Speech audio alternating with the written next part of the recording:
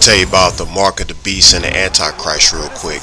The Antichrist is going to be somebody that's going to be 100 times worse than Hitler.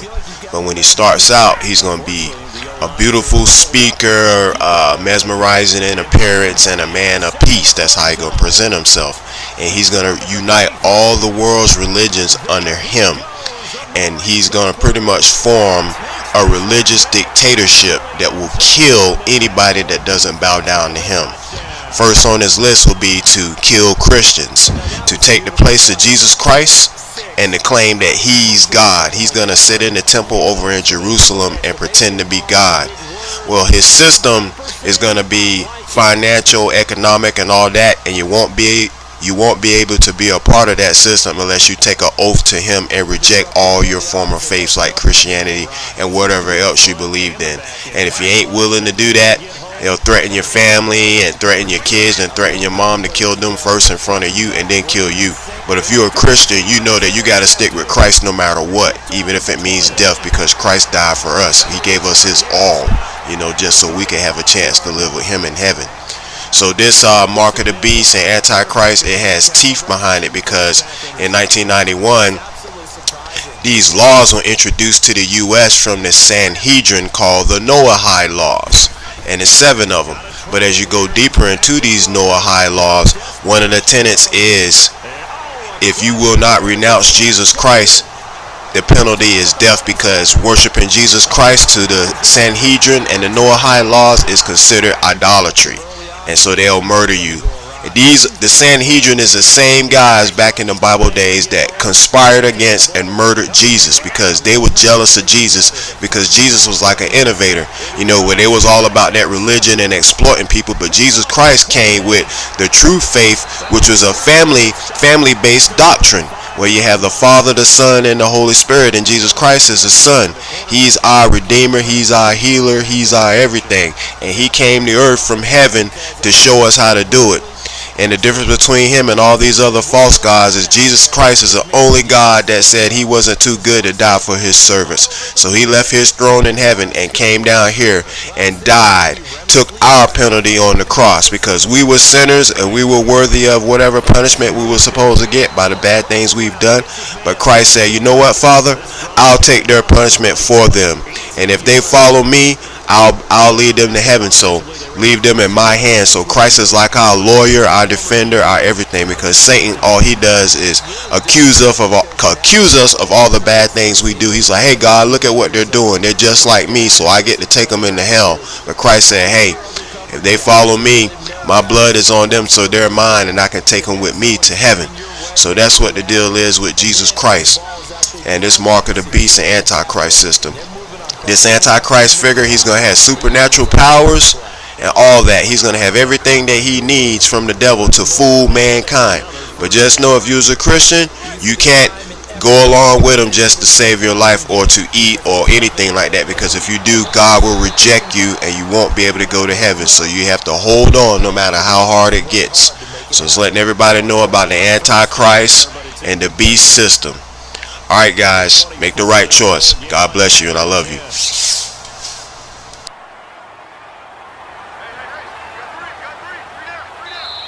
Now whistles come in. We're going to get a timeout here by the offense. They'll have 2 remaining as we step aside here in this second quarter. So now 2nd and 10 after the incompletion on first down. And again, it's Prescott.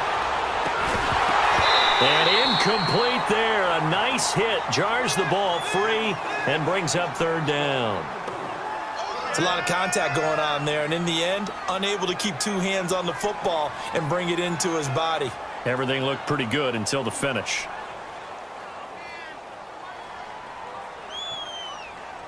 This offense was on the move. Now 2 straight incompletions have them looking at 3rd and 10.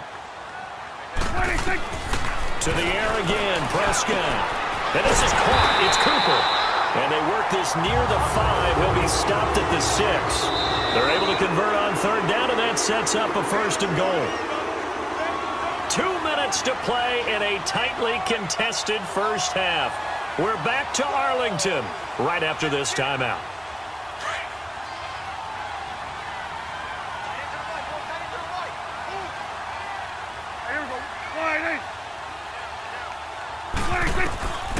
Prescott from the gun. Oh, he had 6 points in his hands there. Couldn't hang on. Second down. Well, he'd been targeted quite a bit on this drive, and finally I think the guys on the defensive side, they said no more. They slapped the double coverage on him, made it very tough for him to get the ball. Prescott now on second down, and that is out of the back of the end zone, incomplete. Amari Cooper, his intended receiver, and it's third down. I know coaches tell us all the time that having a powerful arm isn't the #1 thing they look for in a quarterback, but when you're trying to throw inside routes and you need to put some heat on it, it helps to have the big gun. In this case, just a little bit too much. Prescott on third and goal. And now another one thrown incomplete. How about the defensive stand here from first and goal? 3 straight incompletion. Yeah, I think people are wondering why didn't they try and run it at least once in there.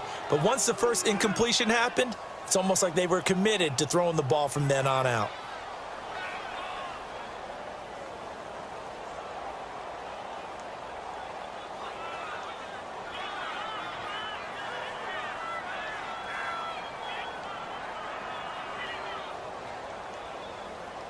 A field goal would break the tie, but look at this. Instead, they're going to go for it on fourth and goal. Out of the gun, here's Prescott. And this is caught for a Cowboy touchdown.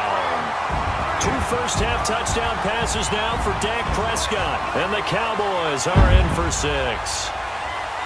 Fourth and goal, and they found a way to throw it in the end zone for a touchdown. This is taken about 7 yards deep. We have hit an incomplete pass on first down. That leads to a 2nd and 10. Here we go, 46. Go, get out there. 26. Throwing, Prescott. Looking for the end zone. And that is caught. Touchdown, Cowboys. 3 touchdown passes now for Dak Prescott. And the Cowboys turn that interception into a touchdown. And it was a tight window. Got to try it here. He's back to throw. Now a desperation throw deep down. And a crusher there as it's intercepted. Picked off at the 47. Oh, and now he bowls him over. And the return will be stopped at the 30.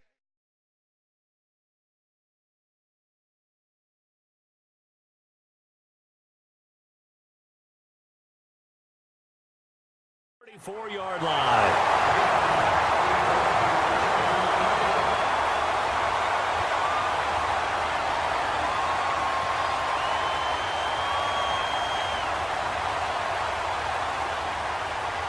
From the 34 now, here's 1st and 10.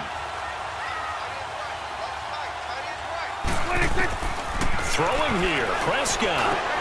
And Cooper's got a big game going. That's complete again. And inside the 20 before he's brought down.